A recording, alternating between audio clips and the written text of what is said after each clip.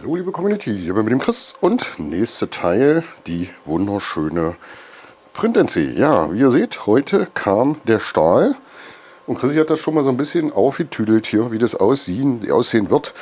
Ihr seht also, das wird ein ganz schönes Monster. Ich glaube, ich habe das ein bisschen dick gemacht, das Profil. Ich glaube, die muss gar nicht so dick sein in der Größe, aber jo, jetzt ist es da. Kann ich nicht ändern. Ich habe die ganzen Sachen hier schon mal mit diesem Winkel vermessen. Das ist ein Schlosserwinkel. Den habe ich auch mal in der Firma messen lassen, weil ich mal wissen wollte, wie rechtwinklig der ist. Und der hat 5, was ist denn das? Zehntel? 5 Zehntel ist der raus, oben an der Spitze. Was jetzt hier diesen Winkel angeht, das finde ich jetzt prinzipiell erstmal in Ordnung. Damit kann man erstmal arbeiten. Ja. Und innen ist das dann genauso. Und ich habe jetzt mal alle Sachen gewinkelt, geguckt, ob die Teile halt winklig sind. Und ich wollte euch das mal zeigen. Ich weiß nicht, ob ihr das sehen könnt. Die Firma Feld hat das auch hier schön entgratet. Ja, und wichtig sind natürlich diese Roller. Die sind super wichtig. Die müssen also auch richtig rechtwinklig sein. Das habe ich geprüft. Also ja, die sind rechtwinklig. Müssen wir natürlich die Seite ohne die Naht nehmen. Also wenn wir da mal drauf gucken, da wackelt nichts. Das haben die wirklich gut gemacht. Ja, also die sind wirklich rechtwinklig. Das ist toll. Kann man also nicht sagen. Und das sind auch die wichtigsten Teile. Jetzt habe ich mir natürlich gerade die Hände gewaschen, weil als ich das ausgepackt habe, hatte ich natürlich schwarze Finger, ist klar. Das ist natürlich der Zunder vom Rollen, ja, vom Schweißen. Ihr seht also, das wird ein ganz schönes Monster. Und ich freue mich drauf.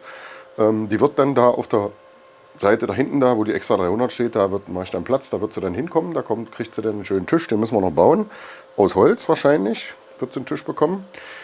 Und, weil hier kann sie ja nicht stehen, aber das Thema ist, ich kann sie hier auch nicht bauen. Ja, also ich werde hier wahrscheinlich den Tisch wegräumen und werde hier auf dem Boden bauen, weil, ja, hier auf dem Tisch passt sie nicht. Ihr seht, hier am Ende, also jeweils an den Enden, wird sie 50 mm Abstand haben, da ist jetzt dann der erste Dings. Wie gesagt, der liegt jetzt natürlich hier noch nicht an, der muss hier natürlich noch anliegen. Dann sehen wir auch, dass das Gantry dann später hier nicht so weit rausgucken wird und so weiter. Also das geht schon. Ja. Wichtig ist auch zu wissen, das ist die gerade Seite und auf der anderen Seite hier haben wir die Schweißnaht, das müssen wir noch umdrehen. Ja. Also ihr müsst wirklich nachher gucken, wie liegen die. Ja. Das Gantry bei mir 80-80, ja, und ich habe dann mal gemessen mit diesen Messtools, die habe ich euch ja glaube ich schon mal gezeigt, ne? Das sind ja diese Tools, womit wir den Radius messen können. Und bei mir hat sich ergeben, dass das immer Achter sind, ja, also wenn ich mir das jetzt mir angucke, das ist für mich eindeutig ein 8er Radius, ja, der 7er passt nicht, ich hoffe ihr könnt das sehen, der 7er passt nicht, der 5er passt nicht, der 6er passt nicht. Und wenn ich jetzt hier mal den 9er nehme, da sehen wir auch, der 9er kippelt, also 9er Radius ist das auch nicht. Es ist ein 8er Radius, ja. Und das Schöne ist, dass der 8er Radius auch beim Gantry ist. Ja, es ist also, wahrscheinlich hat das mit der Dicke zu tun, 4 mm. Das ist aber schon ganz schön rigid hier. Also ich glaube, ich habe mich da ein bisschen vertan.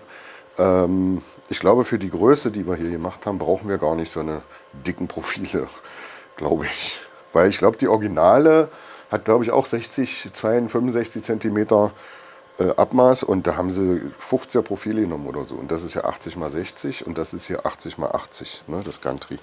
Und dementsprechend, ja. So, ich habe übrigens bei der Videoaufnahme vorhin gesehen, ich habe hier mich bekleckert beim Essen, also nicht schlimm. Ja, wenn Chris ein dreckiges T-Shirt an hat, liegt es daran, dass wir hier arbeiten und nicht auf dem Opernball sind. Ja. Ich hätte heute gerne schon mit euch das Ganze hier zusammengeschraubt, aber ich habe eben festgestellt, ich kriege das nicht hin, weil ich das hier nicht auf den Tisch kriege. Also, wenn wir es jetzt 90 Grad drehen, dann wahrscheinlich. Ja, das werde ich wahrscheinlich auch erstmal probieren, bevor ich den Tisch wegräume. Und ich habe auch festgestellt, meine 3D-Druckteile, die drucke ich gerade. Seht ihr im Hintergrund, mein 3D-Drucker, der druckt gerade die Bohrhilfen. Das dauert irgendwie 11 Stunden. Also würden wir das heute sowieso nicht zusammengeschraubt kriegen. Ja, weil 11 Stunden Druckzeit, ja, können wir schon mal vergessen. Das Schöne ist aber, während ihr baut, könnt ihr dann die anderen Druckhilfen alle schon drucken. Ja, also die Bohrhilfen drucken. Das mache ich jetzt erstmal und die Rails sind auch nicht da. Das heißt, dadurch, dass die Rails nicht da sind, kann ich leider hier noch nicht weiter bauen. Ja, also klar, den Grundrahmen können wir schon verschrauben. Das werden wir auch machen. Ich habe aber auch meine Schrauben noch nicht gekriegt. Ich habe ja extra Schrauben bestellt hierfür.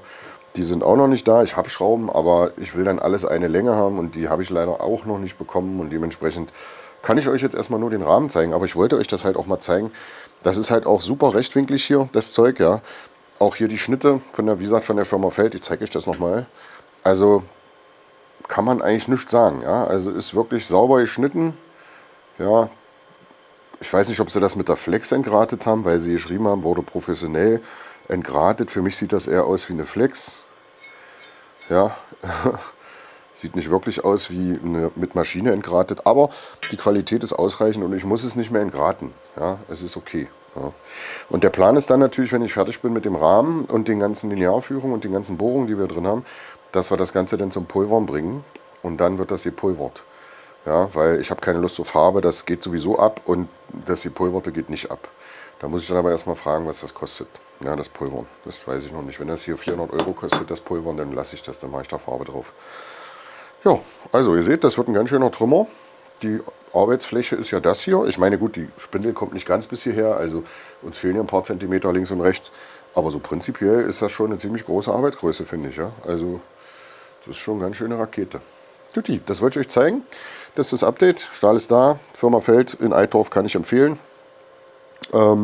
Qualität des Stahls ist gut und der Radius ist dann auch damit bekannt. Und dann könnte man auch schon anfangen zu drucken, wenn man den Stahl schon bestellt hat und der noch nicht da ist. Aber kam auch super verpackt. Kann ich euch ja noch mal zeigen hier. Ich habe hier die Kartons. Oh, die Firma Feld scheint das irgendwie regelmäßig zu machen, also öfter zu machen, scheinbar zu versenden. Denn wir haben hier, ihr seht es hier, ja, gibt es richtig dicke Pappe und ja, natürlich dieses Stopfmaterial, man kennt es ja, maschinell erstelltes Stopfmaterial. Also hat wirklich gut geklappt. Ja, haben sie gut verpackt, kann man also nicht meckern, das ist eine gute Qualität. Und ja, mal gucken. Ja. Jo, also das war es erstmal dafür. Wir sehen uns dann im nächsten Teil, würde ich sagen. Ne? Und dann fangen wir an mit Schrauben. Dann muss auch hoffentlich finde ich dann auch meinen Körner. Und ich habe noch was kann ich euch noch mal zeigen. Das hier ist meine Bohrpaste später, ne? Und die Windeschneidpaste. Ich weiß nicht, ob ihr die kennt. Acrolube LS10. Geiles Zeug, müsst ihr nur aufpassen, wenn es warm ist im Sommer, dann wird das flüssig. Ja, aber das ist hier so eine Bohrpaste. Und die ist richtig geil, weil damit könnt ihr wirklich super geil die Winde schneiden, weil diese Paste halt wahnsinnig gut ist.